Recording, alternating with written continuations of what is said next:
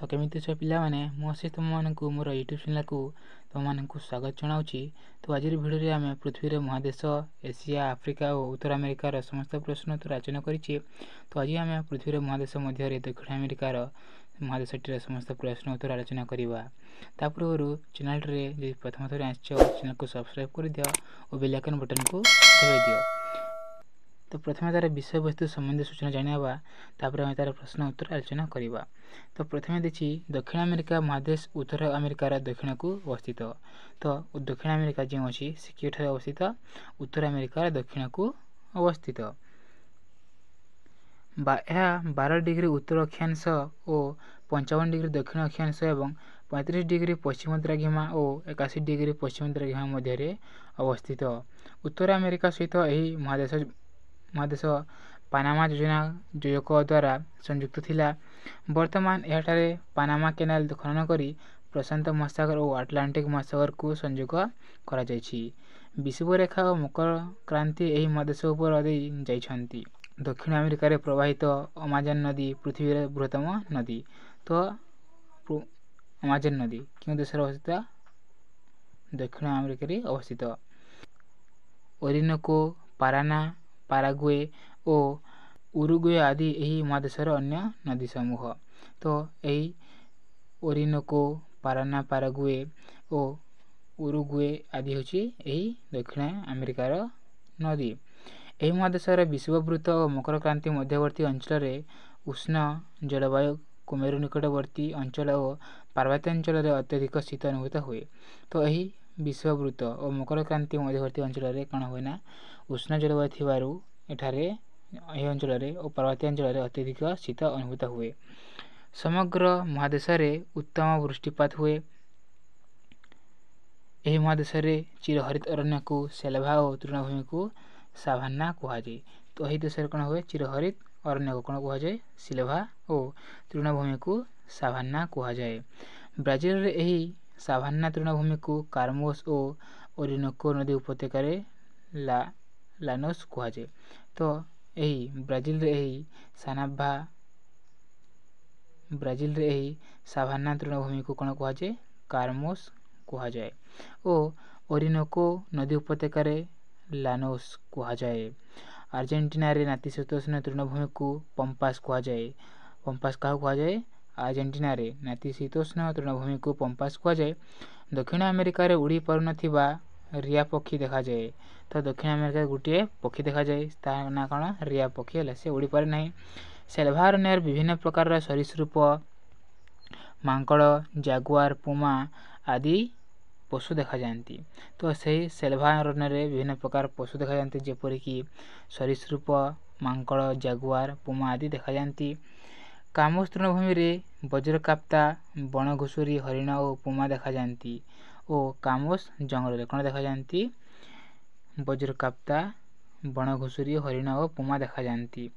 लोहित भारतीय निग्रो और यूरोपीय माने एही देश महादेश रे आसवासी। यार अधिवासी माने खनिज उत्तोलन शिल्प शिक्षा गमनागमन आदि क्षेत्र रे नियुक्त होइथांती। कृषि गोपालन और मेषपालन एठाकार आदिवासी मानकर प्रधान जीविका। एठाकर आदिवासी माने कोन करंती कृषि करंती गोपालन करंती और मेषपालन करी सेमान जीविका निर्वाह करिथांती। तो वर्तमान तार प्रश्न उत्तर रचना करिबा। प्रश्न नंबर 1 रे देछि निम्नलिखित प्रश्न गुड़िकर उत्तर संक्षेप रे दियो बा निम्नलिखित प्रश्न गुड़िकर संक्षिप्त उत्तर दियो। कर देछि प्रश्न देछि उदाहरण सह योजकर परिभाषा लेख। योजक कोन तार परिभाषा लेख। उत्तर हे जिवो योजक हेउछि एक संकीर्ण स्थल भाग जेउठी दुईटी बृहत स्थल भाग को जोग करे। योजक कोन योजक हेउछि एक संकीर्ण स्थल भाग हैला जेउठी दुईटी बृहत स्थल भाग को जोग करे। उदाहरण स्वरूप दक्षिण अमेरिका सहित उत्तर अमेरिका पानामा योजक द्वारा संयुक्त होइछि। उदाहरण स्वरूप आमे याको नै परिबा दक्षिण अमेरिका कोन अछि सहित उत्तर अमेरिका पानामा योजक द्वारा संयुक्त थिला। प्रश्न नंबर ख दक्षिण अमेरिकार बेसी भाग क्यों गोलार्ध रे रहिछि। दक्षिण अमेरिकार बेसी गोलार्ध बेसी भाग क्यों गोलार्ध रे अछि। उत्तर जिवो दक्षिण अमेरिकार बेसी भाग दक्षिण गोलार्ध रे रहिछि। दक्षिण अमेरिकार बेसी भाग हैला क्यों भाग रे अछि दक्षिण गोलार्ध रे रहिछि। प्रश्न नंबर ग आंडीज पर्वतमाला दक्षिण अमेरिकार क्यों दिगरे अवस्थित। तो आंडीज पर्वतमाला दक्षिण अमेरिकार क्यों भागरे बा दिगरे अछि। उत्तर हो आंडीज पर्वतमाला दक्षिण अमेरिकार पश्चिम दिगरे अवस्थित। क्यों दिगरे पश्चिम दिगरे अवस्थित। प्रश्न नंबर घ क्यों नदी पृथ्वीर सबुठारु बड़ा नदी। क्यों नदी उत्तर हो दक्षिण अमेरिकार प्रवाहित अमाजन नदी पृथ्वीर सबुठारु बड़ा नदी। क्यों नदी अमाजन नदी क्योंठारे प्रवाहित होता है दक्षिण अमेरिकार प्रवाहित होता है। यह हूँ पृथ्वीर सबुठारु बड़ा नदी। प्रश्न नंबर 1 दक्षिण अमेरिकार प्रवाहित 4टी नदीर नाम लिख। तो दक्षिण अमेरिकार प्रवाहित होता 4टी नदीर नाम कौन। उत्तर हो दक्षिण अमेरिकार प्रवाहित 4टी नदीर नाम है अमाजन, ओरिनोको, पाराना पाराग्वे और उरुग्वे। से 4टी नदीर नाम कौन। प्रथम हूँ अमाजन नदी समस्त शुणी ओरिनोको, पाराना पाराग्वे और उरुग्वे है। प्रश्न नंबर 6 आर्जेंटीनार नातिशीतोष्ण तृणभूमिर नाम कौन। आर्जेंटीनार थिबा नातिशीतोष्ण तृणभूमिर नाम कौन। उत्तर हो आर्जेंटीनार नातिशीतोष्ण तृणभूमिर नाम है पंपास। कौन पंपास। प्रश्न नंबर 6 दक्षिण अमेरिकार विश्वमंडलीय अरण्य को कौन कहुए। दक्षिण अमेरिकार थिबा विश्वमंडलीय अरण्य को कौन कहुए। उत्तर दक्षिण अमेरिकार विश्वमंडलीय चिरहरित अरण्य को सेल्वा कहुए। कौन कहुए सेल्वा कहुए। प्रश्न नंबर ज दक्षिण अमेरिकार 4टी बड़ा बड़ा सहरर नाम कौन। दक्षिण अमेरिकार रही 4टी बड़ा सहरर नाम कौन। उत्तर दक्षिण अमेरिकार 4टी बड़ा बड़ा सहरर नाम है ब्रासिलिया, बुएनस एयरिस, सांटियागो, साओ पाउला। कौन कौन ब्रासिलिया, बुएनस एयरिस, सांटियागो, साओ पाउला है। यह हूँ दक्षिण अमेरिका थिबा बड़ा बड़ा सहरर नाम। प्रश्न नंबर झ दक्षिण अमेरिकार नातिशीतोष्ण मरुभूमि को कौन कहुए। उत्तर हो दक्षिण अमेरिकार नातिशीतोष्ण तृण मरुभूमि को पाटागोनिया कहुए। कौन कहुए पाटागोनिया कहुए। एवं जब प्रश्न नंबर 2 को प्रश्न नंबर 2 देखिए कारण दर्शाओ। कर देखिए दक्षिण अमेरिका अधिकांश अंचल जलवायु उष्ण। तो दक्षिण अमेरिका अधिकांश अंचल कहीं जलवायु कहीं उष्ण थाए। उत्तर कारण हो दक्षिण अमेरिकार विषुववृत्त एवं मकर क्रांति मध्य अधिकांश अंचल अवस्थित थिबारु एसबु अंचल जलवायु उष्ण होता है। कहीं दक्षिण अमेरिकार विषुववृत्त है और मकर क्रांति मध्य अधिकांश अंचल कौन थाए अवस्थित थिबारु एसबु अंचल जलवायु उष्ण होता है। प्रश्न नंबर ख देखिए दक्षिण अमेरिकार दक्षिण प्रांत अधिक ठंडा पड़े। तो दक्षिण अमेरिकार है दक्षिण प्रांत कहीं अधिक ठंडा पड़े कारण कौन।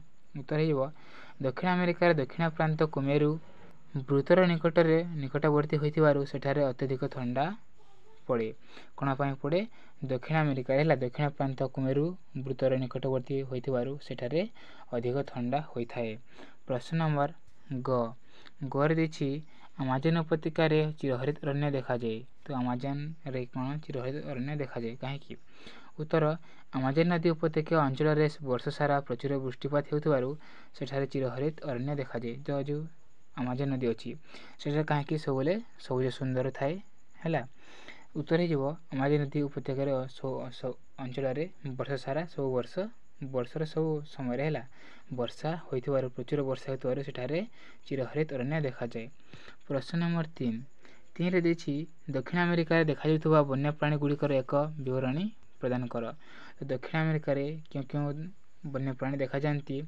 उत्तर हो दक्षिण अमेरिकार सेल्वारण्य विभिन्न प्रकार सरीसृप मांकड़ जागुआर और पुमा परि हिंस्र जंतु एवं वज्रकाप्ता और अनेक जातिर पक्षी बास करती। काश तृणभूमि में वज्रकाप्ता बण घुषुरी हरिण और पुमा आदि वन्यप्राणी बास करती। क्योंठारे काश तृणभूमि में पाटागोनिया विभिन्न प्रजातिर मूषा एंडुओ और साप इत्यादि देखा जाती। दक्षिण अमेरिका लामा आल्प भिकुना प्रभृति लोमश जंतु बास करती। आंटीजर उच्च श्रृंग मानक सागुणा जातीय पक्षी कंडर बास करती।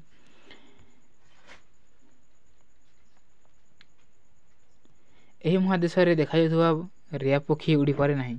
तो यही देश में ଗୋଟିଏ ପକ୍ଷୀ ଦେଖାଯାଏ, ତା ନାଁ କ'ଣ? ରିଆ ପକ୍ଷୀ। ସେ ଉଡ଼ିପାରେ ନାହିଁ। ଜାଗୁଆର ହେଉଛି ଦକ୍ଷିଣ ଆମେରିକାର ଚିତାବାଘ, ଯିଏ ଗଛ ଚଢ଼ିପାରେ ଓ ପାଣିରେ ପହଁରିପାରେ।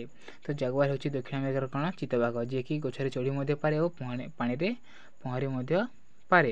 ପୁମା ଦକ୍ଷିଣ ଆମେରିକାରେ ଏକ ବଡ଼ ହିଂସ୍ର ବଳବାନ ପ୍ରାଣୀ।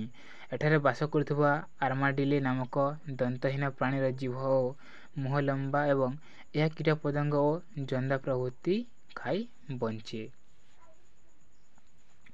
ପ୍ରଶ୍ନ ନମ୍ବର 4 ଦେଇଛି କେଉଁ କେଉଁ ସମ୍ପ୍ରଦାୟର ଲୋକେ ଦକ୍ଷିଣ ଆମେରିକାରେ ଅଧିବାସୀ? ତ କେଉଁ କେଉଁ ସମ୍ପ୍ରଦାୟର ବା ଜାତିର ଲୋକମାନେ କ'ଣ କରନ୍ତି? ଦକ୍ଷିଣ ଆମେରିକାରେ ବାସ କରନ୍ତି ବା ରହନ୍ତି। ଉତ୍ତର ହୋଇଯିବ ଲୋହିତ ଭାରତୀୟ, ନିଗ୍ରୋ ଓ ୟୁରୋପୀୟ, ପର୍ତ୍ତୁଗୀଜ, ସ୍ପେନୀୟ ଆଦି ସମ୍ପ୍ରଦାୟର ଲୋକେ ଦକ୍ଷିଣ ଆମେରିକାରେ ଅଧିବାସୀ। ଏହି ହେଉଛି ଲୋହିତ ଲୋକମାନେ, ଲୋହିତ ଭାରତୀୟମାନେ, ନିଗ୍ରୋମାନେ ଓ ୟୁରୋପୀୟମାନେ କ'ଣ କରନ୍ତି? ଆଦି ସମ୍ପ୍ରଦାୟର ଲୋକେ ଦକ୍ଷିଣ ଆମେରିକାରେ ବାସ କରନ୍ତି ଓ ସେମାନେ ହେଉଛନ୍ତି ସେହି ଦକ୍ଷିଣ ଆମେରିକାର ଅଧିବାସୀ। ଭିଡ଼ିଓଟି କେମିତି ଲାଗିଲା କମେଣ୍ଟରେ ନିଶ୍ଚୟ କହିବେ ଓ ଲାଇକ୍ କରିବା ସହିତ ନିଜ ସାଙ୍ଗମାନଙ୍କ ପାଖକୁ ସେୟାର କରିଦେବେ।